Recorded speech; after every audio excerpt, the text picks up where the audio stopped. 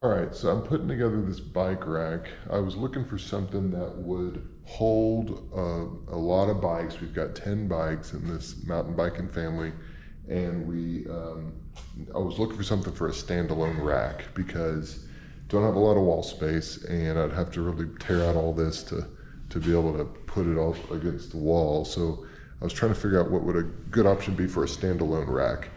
And this is what I've come up with. I'm gonna finish it up, get it kind of, put a lot of bracing on there so it's not, so it's nice and sturdy. I'm gonna shift it over in here. So we'll have basically what amounts to, 10 bike storage plus some, repair area in what amounts to a single car bay in our garage. So I've got the time lapse coming up of how we got to this point, and then I will show you.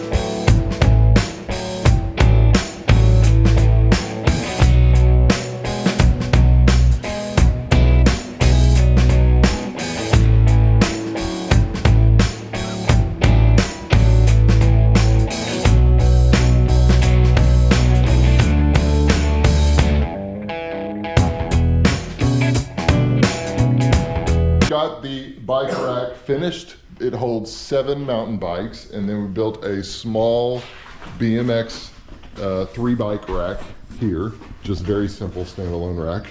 And so we've got pretty good storage for 10 bikes lined up, plenty of room to get around, plenty of room for the cars to go over here and here, and they're spread out good so we can get to them as needed individually, and I think everybody likes it a lot. So we appreciate you watching about our bike rack. I'll give you another little walk around so you can see.